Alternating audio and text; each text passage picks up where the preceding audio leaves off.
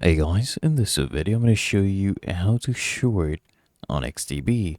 Now for this one I'm actually using my demo account. You can do this on a real account as well.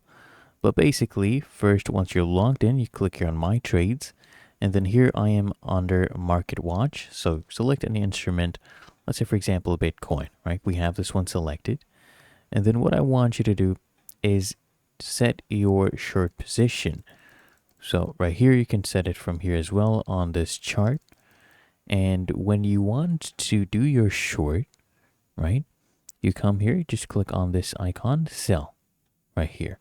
So you can go ahead and select and sell your short. You can even just right click here and you can set stop losses as well with your short and do it that way as well. So you can see the contract value and everything.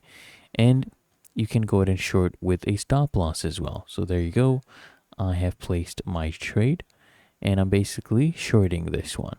You'll see it under here as well once you go ahead and make your trade. Really that easy. If you found this helpful, make sure you smash the like button and subscribe to App Mentor.